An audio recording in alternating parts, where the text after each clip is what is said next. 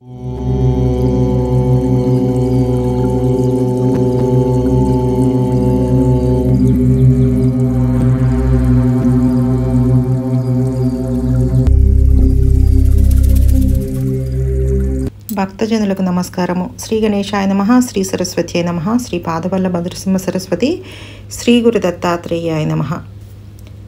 నిన్న మనం ఆంజనేయ చరిత్రలో గౌతముడి అహల్య కథ చెప్పుకున్నాం కదా. ఇవాళ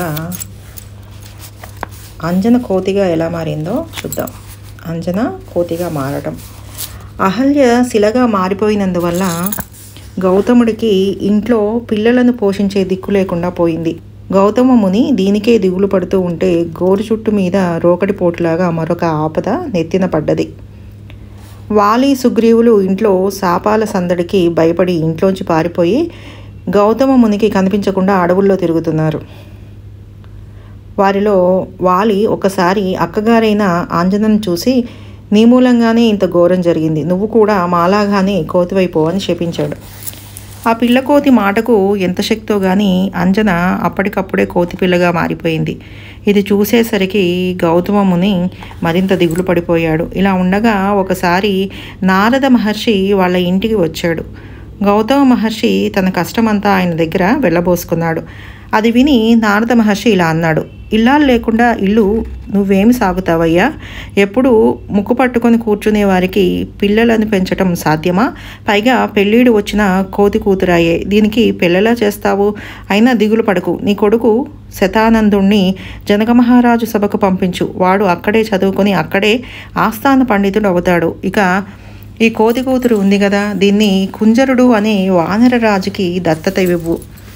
ఆ కుంజరుడికి మంచి కూతురిని దత్తత ఇప్పిస్తానని శివుడు వరం ఇచ్చి ఉన్నాడు కనుక నువ్వు ఈ పిల్లని ఆ కుంజరుడికి దత్తపుత్రికగా ఇస్తే వాడే ఓ మంచి కోతిరాజును చూసి దీనికి పెళ్లి చేస్తాడు. నీ చింత కొంత తీరిపోతుంది, ఏమాత్రం దిగులు పడకు. ఈ పిల్ల వల్ల నీ వంశం తరిస్తుంది. నువ్వు తపస్సు చేసుకుంటూ ఉండు, నీకు చేతనయ్యింది అదే కదా. శ్రీరామచంద్ర దర్శనం అయ్యాక నీ సంసారం మళ్ళీ కుదుట పడుతుంది. ఇలా నారదుడు చెప్పింది చెప్పినట్లుగా గౌతమ ముని చేశాడు. అయితే కొత్తగా కోతిగా మారిన అంజనాదేవి కోతుల ఇంటికి దత్తతగా వెళ్ళవలసి వచ్చినందుకు చాలా బాధపడ్డది. ఆమెకి అంతకుముందు ఉన్న సౌందర్య గర్వం కూడా ఈ దెబ్బతో దిగిపోయింది. పెళ్ళీడొచ్చిన కూతురు వికార రూపిణి అయి వలవలా ఏడుస్తూ ఉంటే తండ్రి అయిన గౌతమ మహర్షి కూడా తరుక్కుపోయి తన దివ్య దృష్టితో దీని పూర్వజన్మ చరిత్ర ఏమిటా అని చూసి ఇలా ఓదార్చాడు. చూడమ్మా అంజన, ఏడవకు. నువ్వు రాధాంతర కల్పంలో సుకన్య అనే గంధర్వ కన్యగా ఉండి వాయుదేవుడి శాపానికి గురయ్యావు. ఆ పై జన్మలో బ్రాహ్మణ పత్నిగా జన్మించి అపారమైన తపశ్శక్తిని సంపాదించావు. ఈ జన్మలో ఆ వాయుదేవుడి శాపం ఇప్పుడు అనుభవానికి వస్తోంది. ఇక ఈ జన్మలోనే తపఫలమైన శివుడి వరాలను నువ్వు అందుకోవలసి ఉంది. నీకు మేలే జరుగుతుంది.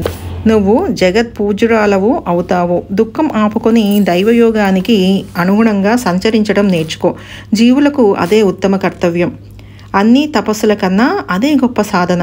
తండ్రి చేసిన ఈ ఉపదేశంతో అంజనా బాలిక ప్రశాంతపడి వానరుల ఇంటికి చేరి మెల్లిగా వానర జీవనంలో కలిసిపోయింది.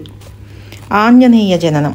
అంజనాదేవిని దత్తపుత్రికగా స్వీకరించిన కుంజర వానరుడు ఆమెను కేసరికి ఇచ్చి వివాహం చేశాడు. ఆ దంపతులకు త్వరగా సంతానం కలగలేదు. ఆ దంపతులకు మాతంగ మహర్షి గురువుగా ఉండేవాడు. ఆయన అంజనాదేవిని సంతానం కోసం తపస్సు చేయమని ప్రోత్సహించాడు. ఆమె తన భర్త అనుమతి తీసుకొని వృషభాద్రి మీద అనగా నేటి తిరుపతి కొండల మీద శివుణ్ణి గూర్చి తపస్సు చేయసాగింది. అలా తపస్సు చేస్తూ ఉండగా వాయుదేవుడు ఆమె దగ్గరికి రోజు ఒక పండు పంపిస్తూ ఉండేవాడు.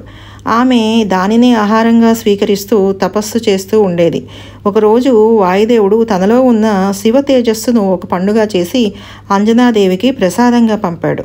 ఆ పండు తిన్నాక కొంతకాలానికి అంజనాదేవికి నేను గర్భవతిని అయ్యాను అని తెలిసింది. ఆమె ఇదేమిటని భయపడ్డది.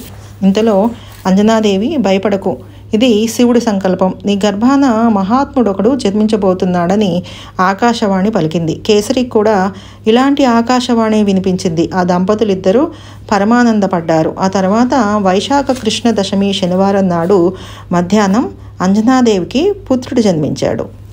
వైశాఖే మాసి కృష్ణాయాం దశమి మంద సంయుత పూర్వప్రోష్టా పదాయుక్త తదా వైధృతి సంయుత తస్యాం మధ్యాహ్న వేళాయాం జనాయ మాస వయసుతం. ఆ బాలుడు పుట్టేసరికే అతనికి మెడలో యజ్ఞోపవీతము, చెవులకి బంగారు కుండలాలు, మొలకు పట్టు వస్త్రాలు ఉన్నాయి. అతని దవడలు బాగా పెద్దవిగా ఉన్నాయి. అతను పుట్టేసరికి ఆకాశం నుంచి పుష్పవృష్టి కురిసింది. లోకంలో అన్ని చోట్ల శుభశకనాలు కనిపించాయి. నింగిని ఉన్న దేవతలు సంతోషంతో ఆంజనేయుణ్ణి ఇలా స్తుతించసాగారు. ఇప్పుడే పుట్టిన కపివీరా, ఇలను చిరాయువు వైమనరా, పుట్టుక కలదా నీకసలు, శంకరు సారమెని మొదలు, అగ్నియు వాయువు ఊపిరులు, భూమియు జలములు నీచలులు, అస్థిరమతులై వానరులై బ్రతికెడు నరులను సరిచేయ, వానర రూపము చేకొనిన రూపాతీతుడ నీవు కదా, హరుడవు నీవే స్వయముగను, శ్రీహరి నీలో నెలకొనెను, బ్రహ్మస్థానము నీకెంత, సచిదానంద జ్యోతికాంత. ఈ విధంగా అంజనా గర్భ సంభూతుడైన ఆంజనేయుడికి వాలి సుగ్రీవులిద్దరూ మేనమామలయ్యారు. ఇవాళ ఆంజనేయ జననం ఎలా జరిగిందో తెలుసుకున్నాం కదా. రేపు మళ్ళీ ఇంకో కథతో మేము ముందుంటాను. సర్వే జన సుఖినో భవంతు. లోకా సమస్త సుఖినో భవంతు. శుభం భూయాత్.